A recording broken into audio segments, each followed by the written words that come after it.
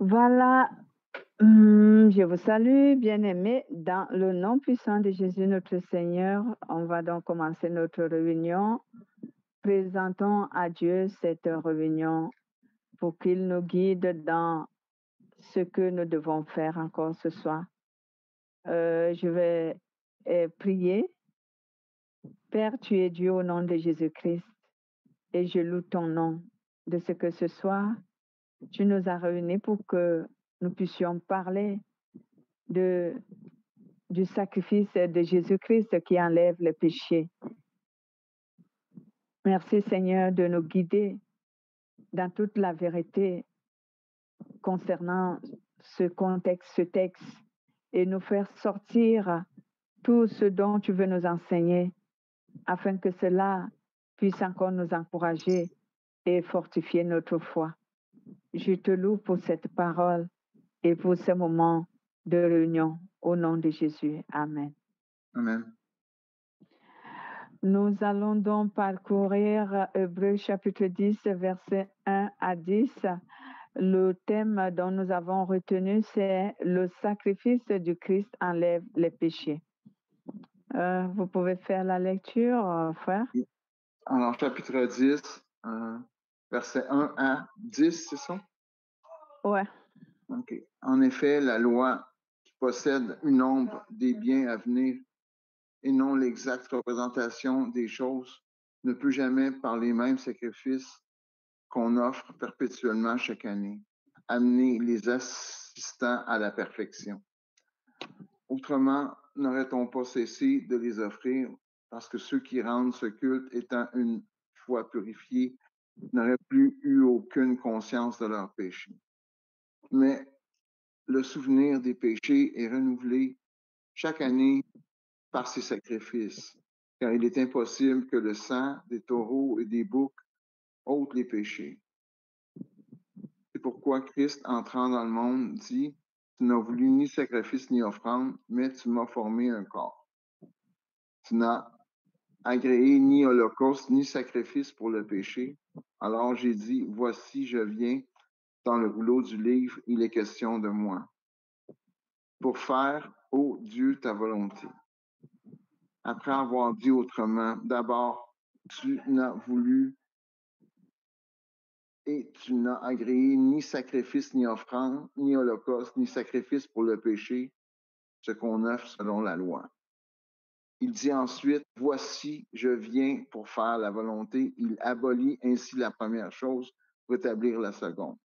C'est en vertu de cette volonté que nous sommes sanctifiés par l'offrande du corps de Jésus-Christ une fois pour toutes. Amen. Amen. Ouais. Et c'est en vertu de cette volonté que nous sommes et que nous sommes sanctifiés par l'offrande du corps du Christ une fois pour toutes. Donc, le sacrifice du Christ enlève les péchés. Pourquoi cela? Le sacrifice du Christ enlève les péchés parce que ce sacrifice justifie les hommes devant Dieu. Mais aussi parce que ce sacrifice rachète les âmes des hommes de la mort. Parce que la Bible déclare que nous étions morts. Mais Jésus-Christ nous a ramenés à la vie par son sacrifice. Donc, le sacrifice de Jésus-Christ justifie les hommes devant Dieu. Cela veut dire que l'homme était pécheur devant Dieu, mais à cause du sacrifice de Jésus, aujourd'hui, Dieu ne considère plus l'homme comme étant un pécheur, toutefois que le sacrifice de Jésus parle en sa faveur. Mais pour que cela atteste que cette personne n'est plus un pécheur, il faut forcément que cette personne se convertisse en Jésus. C'est pourquoi aujourd'hui, quand la Bible parle d'un pécheur, il fait allusion à un inconverti et non à un converti. Les convertis ne sont plus appelés les pécheurs. Ce sont plutôt des gens qui peuvent trébucher ou qui peuvent se soumettre à un péché, quelquefois de manière consciente ou inconsciente, mais ils ne sont plus appelés les pécheurs. Le vrai pécheur dont parle la Bible aujourd'hui, c'est un inconverti. Lorsqu'on est converti, la Bible ne nous appelle plus un pécheur. Donc ici, le sacrifice de Jésus-Christ est dans celui qui enlève le péché parce que premièrement, il justifie les hommes. L'homme était donc pécheur. À cause du sacrifice de Jésus, devant Dieu, l'homme n'est plus pécheur. L'homme est un racheté. Et j'insiste là-dessus pour que ce rachat prenne effet dans la vie de l'homme, il faut bien qu'il se convertisse. S'il ne se convertit pas, il reste dans l'identité d'un pécheur. Il reste dans ce statut du pécheur. Mais s'il se convertit, il est maintenant quelqu'un qui est racheté. Voilà. Donc, Jésus nous a donc rachetés. Il nous a épargné des tourments éternels. Parce que après le péché, il était dit que tous nous allons au tourment éternel. Le tourment éternel que nous appelons vulgairement l'enfer. Mais à cause du sacrifice de Jésus, beaucoup vont échapper à ces tourments. Parce qu'ils auront cru en Jésus-Christ. Parce qu'ils auront eu la foi en Jésus-Christ. Parce qu'ils se seront convertis en Jésus-Christ. Donc, ils ne vont plus être ceux qui vont subir les tourments éternels. Mais si une personne ne se convertit pas, cela voudrait dire qu'il a refusé le sacrifice que Jésus-Christ a fait en sa faveur. Et c'est ce qu'on appelle souvent le salut. Où la Bible nous dit dans le livre de Jean, chapitre 3, verset 36, où la Bible dit, celui qui refuse le salut de Dieu recevra, c'est que la colère de Dieu manifestera contre lui. Donc celui qui va refuser de croire en Jésus est celui qui refuse le salut de Dieu. Et à partir de ce moment, qu'est-ce qui va se passer? La colère de Dieu manifestera contre lui. Donc, lisons un peu Galates, chapitre 3, verset 13 à 14, et après on lira Colossiens, chapitre 2, verset 14 à 15. Donc, on y va. Galates. Oh là là. Galates, chapitre...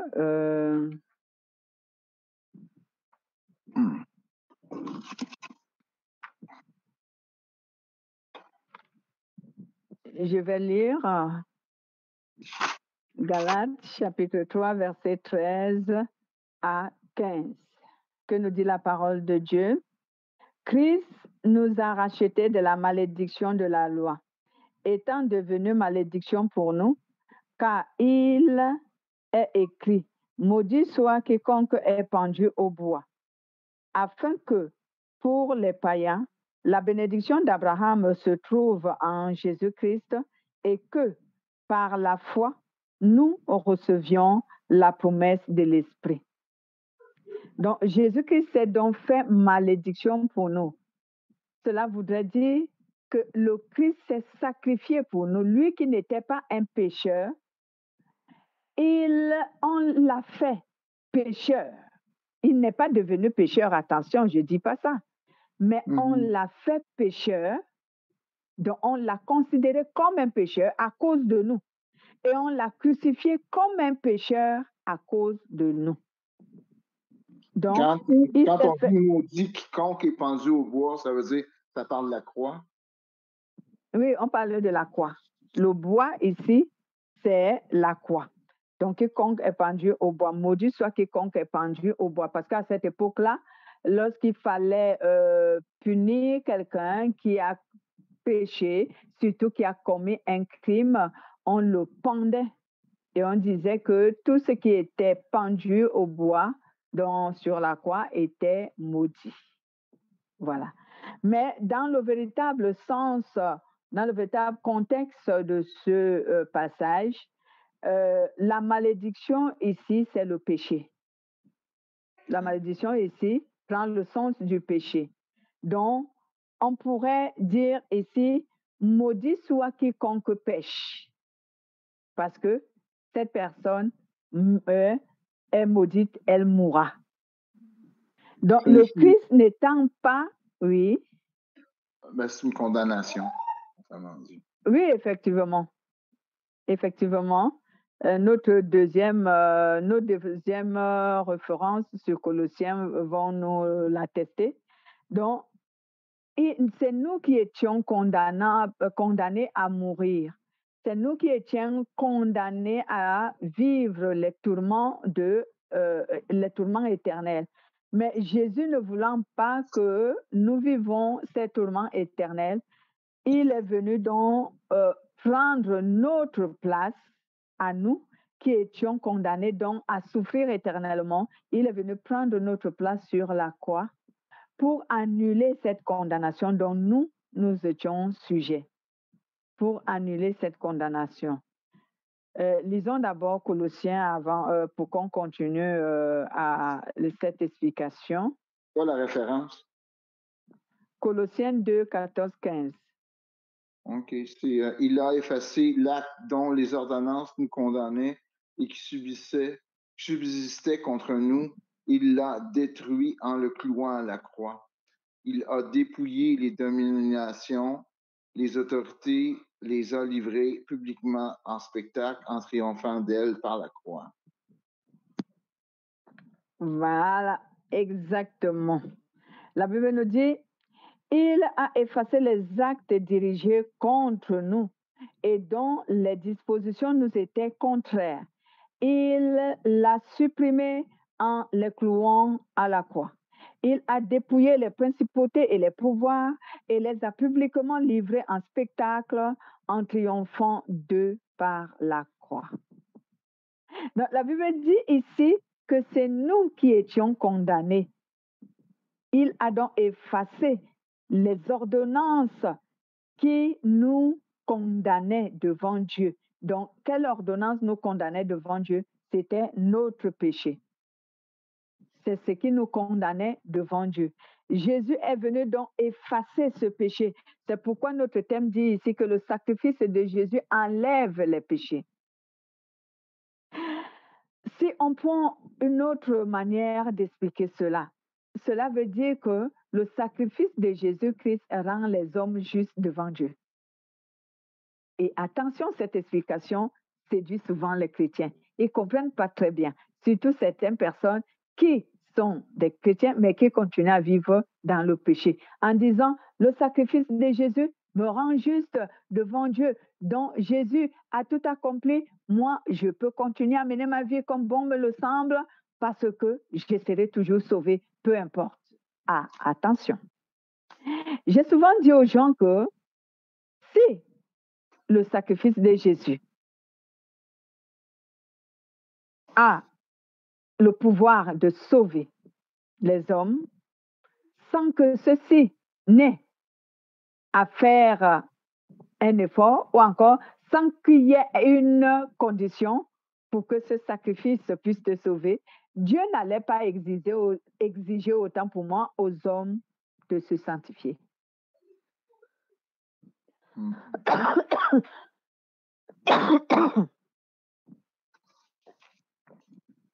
Excusez-moi.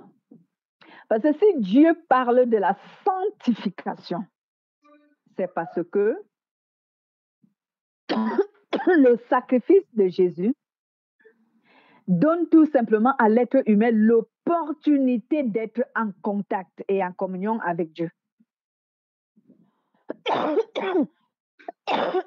Mais ce sacrifice ne soustrait pas que l'homme est pécheur. Oui, excusez-moi. Oh. Donc, j'aimerais dire ici que si le sacrifice de Jésus n'imposait pas aux hommes la sanctification, Dieu n'allait pas l'exiger. On allait tout simplement croire en Jésus et hop, on serait sauvé même si on continue à vivre de manière souillée. Même si on continue à pratiquer le péché, on allait toujours être sauvé. Mais si Dieu a exigé la sanctification, c'est parce que le sacrifice de Jésus, bien qu'il justifie les hommes devant Dieu, bien qu'il enlève les péchés des hommes, mais attention, il exige la sanctification. Pourquoi? Parce que lui, il a juste le pouvoir de ramener les hommes auprès de Dieu. Cela veut dire de réconcilier les hommes avec Dieu. C'est ce que le sacrifice de Jésus a donné aux hommes comme opportunité. Donc, il ne faut pas confondre. Le sacrifice de Jésus, je répète, a donné aux hommes l'opportunité de se réconcilier avec Dieu, l'opportunité de s'approcher de Dieu. C'est pourquoi, toujours dans, je crois, sur Hébreu, la Bible nous dit que lorsque Jésus avait accompli son sacrifice, à l'instant précis, le rideau du tabernacle qui séparait le saint, le lieu saint, du lieu des saints, s'était déchiré. Cela veut dire l'inimitié qui séparait les hommes avec Dieu était détruite. C'est ça la signification.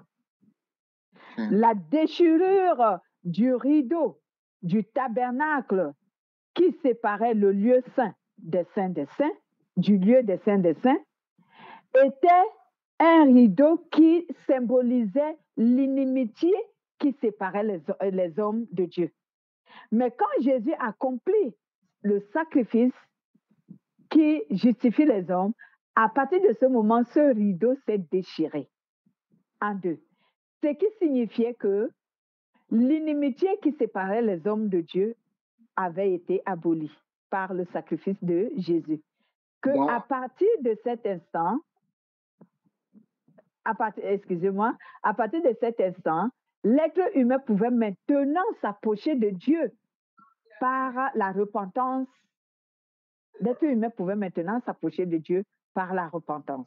Oui, quelle était votre question? Donc, la déchirure, c'était l'accès à Dieu. Oui, c'était l'accès à Dieu, exactement. C'était l'accès à Dieu.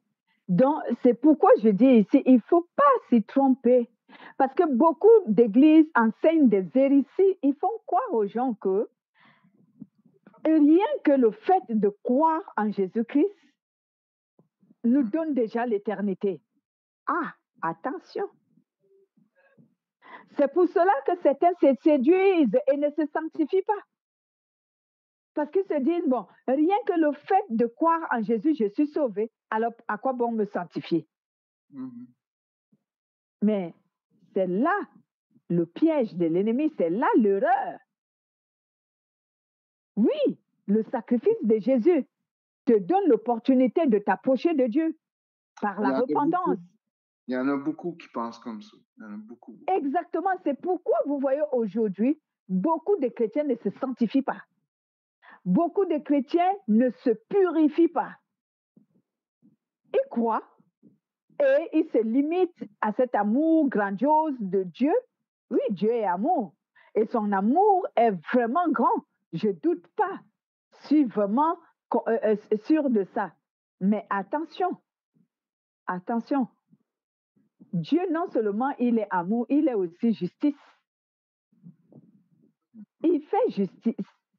Donc, si tu ne te sanctifies pas en disant rien que parce que tu as cru, mais néanmoins tu peux continuer à mener ta vie d'autrefois sans la transformation, sans la purification, sans la sanctification, sans la sainteté, tu seras très surpris, désagréablement surpris lorsque Jésus va arriver. C'est pourquoi on a l'habitude de prendre l'exemple des 10 vierges. 5 étaient sages et 5 étaient folles. Les sages, les vierges sages sont le symbole des chrétiens qui non seulement ils ont cru que Jésus-Christ est leur Seigneur et Sauveur et qu'il leur a donné l'opportunité de se réconcilier avec Dieu, mais néanmoins, ils se sanctifient pour la vie éternelle. Parce que la Bible déclare que aucune souillure n'entrera dans l'éternité de Dieu. Et la souillure, c'est quoi? C'est le péché. Donc, les 5 vierges sages, ce sont des chrétiens, c'est le symbole des chrétiens qui se sanctifient. C'est le symbole des chrétiens qui vivent dans la sainteté. C'est le symbole des chrétiens qui obéissent à Dieu et se soumettent à sa parole. Les 5 vierges folles, c'est le symbole des chrétiens qui, pour eux, ils sont sauvés parce qu'ils croient en Dieu, mais qui continuent à vivre une vie d'impureté, de débauche, de mensonge, bref, du péché. Ils n'ont pas changé. Puis l'huile dans ça, c'est le Saint-Esprit avec les vierges sages. Exact. L'huile, c'est le Saint-Esprit. L'huile est aussi le symbole de la sainteté. Donc, nous devons donc savoir que, bien-aimés, le sacrifice de Jésus, oui, nous justifie. Il nous rend juste devant Dieu. Lorsqu'on croit, bien sûr, attention, si tu ne crois pas en Jésus, son sacrifice ne te rend pas juste. Son sacrifice demeure un moyen pour toi de te réconcilier avec Dieu, mais il ne te rend pas juste. Le sacrifice de Jésus rend juste tous ceux qui croient en lui. Là aussi, il faut qu'on comprenne bien. Parce que certains se disent que même lorsque tu es païen, le sacrifice de Jésus te rend juste. Ce n'est pas vrai. Quand tu es encore païen et que tu n'es pas converti, le sacrifice de Jésus-Christ te donne juste l'opportunité de te convertir, de te repentir. C'est tout ce que tu gagnes du sacrifice de Jésus lorsque tu n'as pas encore cru en Jésus-Christ. Lorsque tu n'es pas encore converti, le sacrifice de Jésus-Christ est une grâce qui est disponible pour toi pour que tu viennes te réconcilier avec Dieu par la repentance, ce qui veut dire par la conversion en Jésus. Mais toute personne qui est convertie en Jésus et qui a reçu de Jésus son Esprit Saint, alors le sacrifice de Jésus le rend juste devant Dieu. Mais il ne doit pas tout simplement se fier à cette justification. Il doit se sanctifier pour mériter cette justification. Il doit se sanctifier. C'est pour cela que la sanctification est importante. Où la Bible nous dit dans le livre de Thessaloniciens, 1 Thessaloniciens, je crois au chapitre 3, si je ne me trompe pas, ou au chapitre 1, où la Bible nous dit, ce que Dieu attend de nous, c'est notre sanctification. Thessaloniciens, je vais vérifier parce qu'il ne faudrait pas que je vous donne une fausse référence. Voilà, Thessaloniciens 1, Thessaloniciens chapitre 4 au verset 3. Voilà, où la Bible nous dit, ce que Dieu veut, c'est notre sanctification. C'est que vous vous absteniez de l'inconduite. C'est que nous nous abstenions de tout débauche, de tout péché. Voilà. Et lorsque nous lisons le verset 7, la Bible nous dit, car Dieu ne nous a pas appelés à l'impureté, mais à la sanctification. À la sanctification. Voici donc pourquoi la sanctification est très importante pour que nous bénéficions du sacrifice de Jésus. Donc, maintenant, si j'entre dans la profondeur du sacrifice de Jésus, enlève les péchés. Cela veut dire que lorsque Jésus s'est sacrifié à la croix pour l'humanité en général, le péché adamique, le péché que Adam avait commis et qui condamnait, parce que quel est le péché qui condamnait les hommes à la mort, comme on a lu sur Colossiens? C'était le péché d'Adam.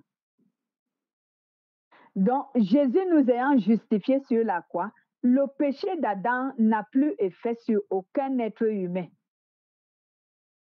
Si aujourd'hui, un être humain meurt et il ne s'est pas converti en Jésus, il ne sera pas condamné à cause du péché d'Adam. Il sera condamné à cause de ses propres péchés. C'est pourquoi on demande la sanctification.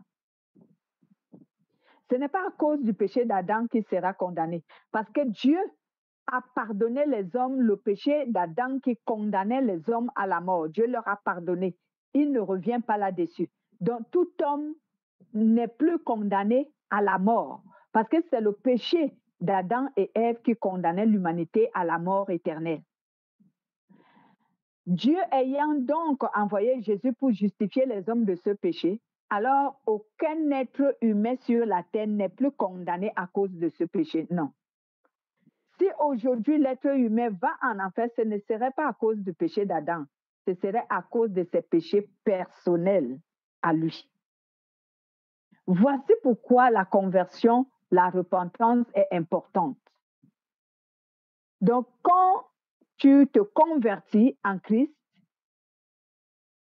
non seulement les péchés d'Adam ne parlent plus contre toi, mais en même temps, parce que tu t'es repenti, tu t'es converti en Christ, tes péchés même personnels que tu as commis lorsque tu viens, avant que tu ne viennes te convertir en Christ, Dieu aussi te les pardonne.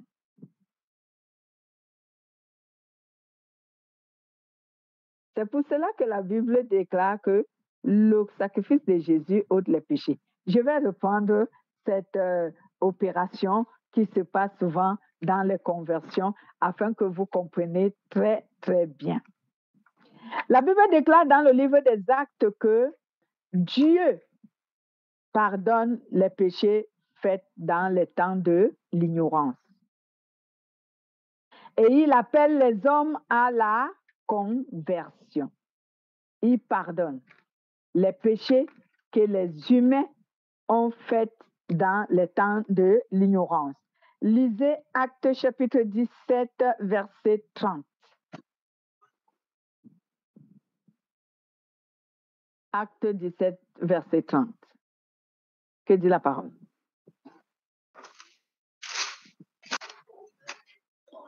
J'y suis. Allez-y.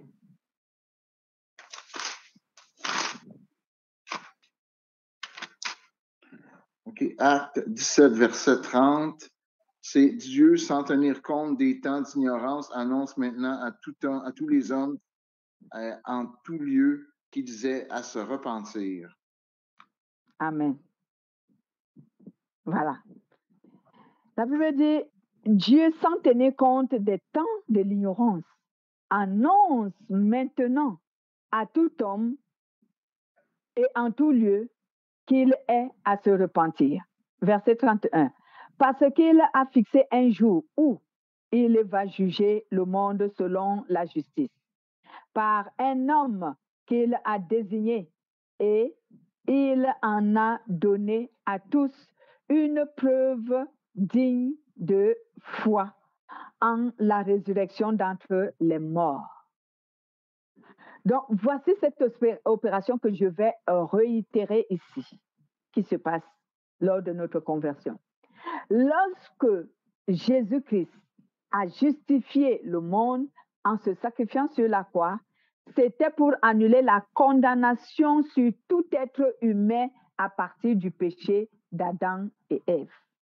Donc, c'est le péché d'Adam et Ève qui condamnait l'humanité à la mort. Le péché d'Adam et Ève. La désobéissance d'Adam et Ève dans le jardin d'Éden. C'est ce qui condamnait l'humanité tout entière à la mort éternelle, au châtiment éternel. Donc, voici donc pourquoi je disais tantôt, lorsqu'un être humain s'est repenti de ses propres péchés, parce que le péché d'Adam et Ève ne se repose plus sur aucun être humain. C'est ce que nous avons lu dans Colossiens. Est-ce que vous pouvez relire Colossiens pour que je continue? Colossiens 2, 14, 15.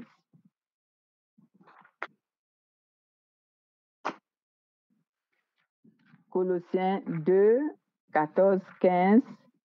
Je suis, qu'est-ce que je vais dire? Il est écrit, il a effacé l'acte dirigé contre nous et dont les dispositions nous étaient contraires, il les a supprimées en les clouant sur la croix.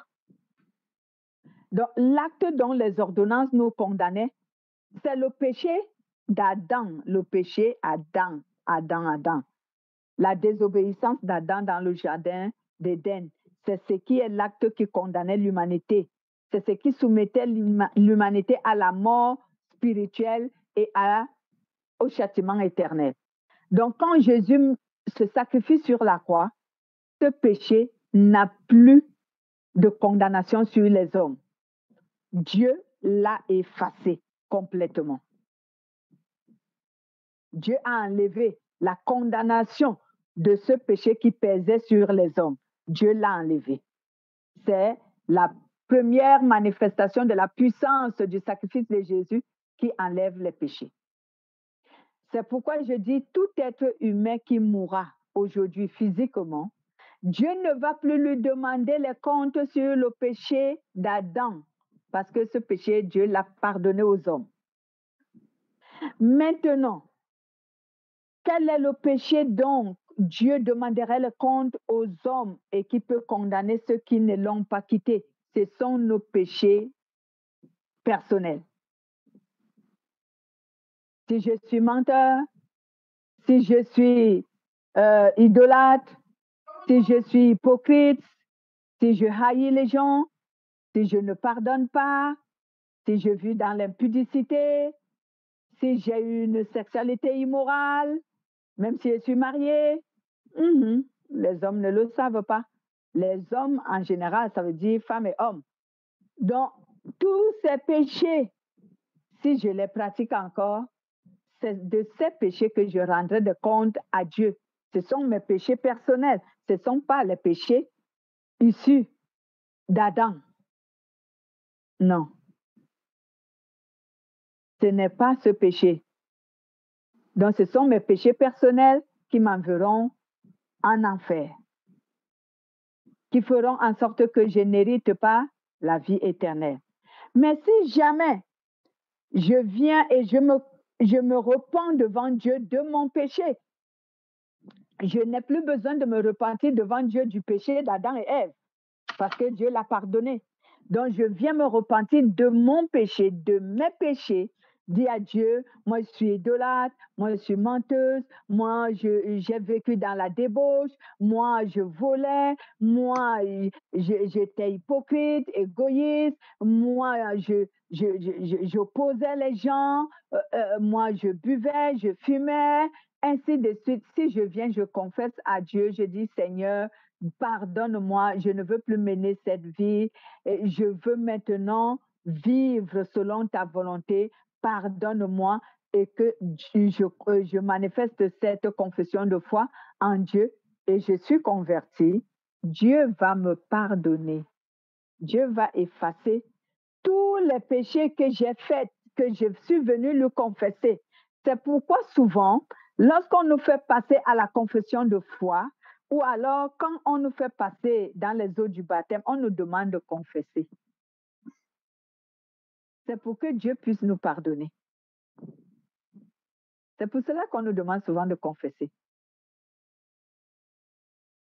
Afin que tu deviennes une nouvelle personne lorsque tu es avec Dieu. Que tu n'es plus une personne qui cache les péchés, qui te continue à vivre dans ces péchés, mais les cachant pour que les gens ne le sachent pas.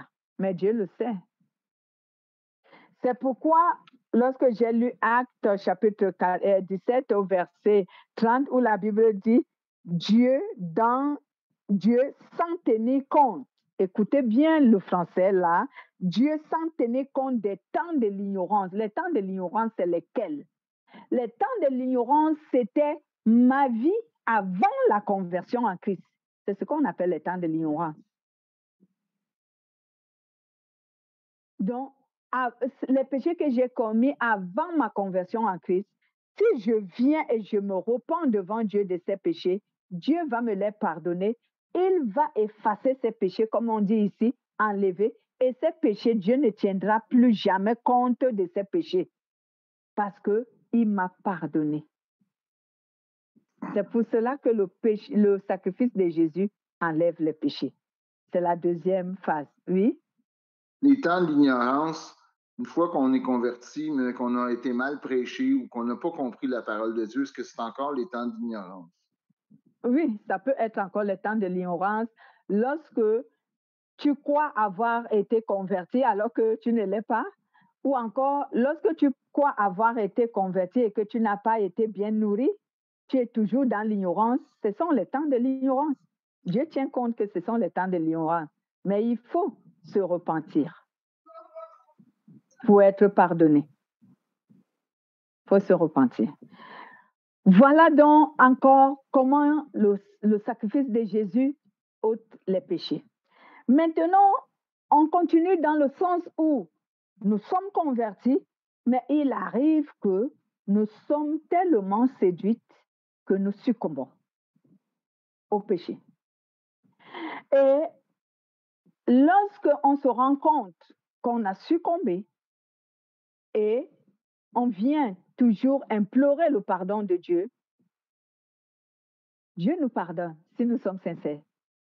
Il nous pardonne et toujours est-il qu'il ne tiendra plus compte du péché que nous avons confessé et demandé pardon. Donc, dans la nature de Dieu, concernant ce sacrifice, lorsqu'on demande pardon à Dieu d'un cœur sincère, Dieu pardonne. Et quand il pardonne, c'est ce qu'on appelle, ce qui se manifeste de manière spirituelle, c'est que tes péchés ne sont plus tenus en compte. Cela veut dire que Dieu ne va plus te demander de compte concernant ce péché parce que tu l'as confessé, parce que tu as demandé pardon. Mais tout péché dont Dieu va nous demander des comptes, c'est les péchés dont nous n'avons pas confessé et que nous avons cachés. Parce que ces péchés n'ont jamais été expiés. Cela veut dire, ces péchés n'ont jamais été pardonnés et ils n'ont jamais été effacés, enlevés. Voilà donc pourquoi Dieu pardonne les péchés. Parce que cela, le sacrifice de Jésus justifie l'homme devant Dieu. Et l'homme converti, il est justifié devant Dieu, dont son péché est effacé. Donc la justification ne consiste pas seulement, comme je disais, à se limiter à la croyance. Je veux dire à la conversion. C'est ce que je voulais dire, à la conversion. Mais il faut aller au-delà de la conversion. Cela veut dire il faut se sanctifier pour que le sacrifice de Jésus puisse te rendre juste. Donc quand on dit, je répète, quand on dit que le sacrifice de Jésus nous justifie, cela voudrait dire que le sacrifice de Jésus nous rend juste devant Dieu. Et si le sacrifice de Jésus me rend juste devant Dieu sans que je ne sois sanctifié, croyez-vous que je suis considéré devant Dieu comme étant injuste? Pas du tout. Pas du tout. Je ne suis pas considéré comme étant juste si je ne suis pas sanctifié.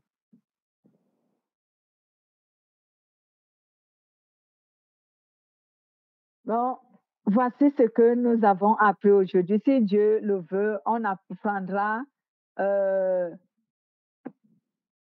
le sacrifice prochainement, c'est que le sacrifice de Jésus est capable de nous rendre parfaits devant Dieu. Le pardon de Dieu rend parfait.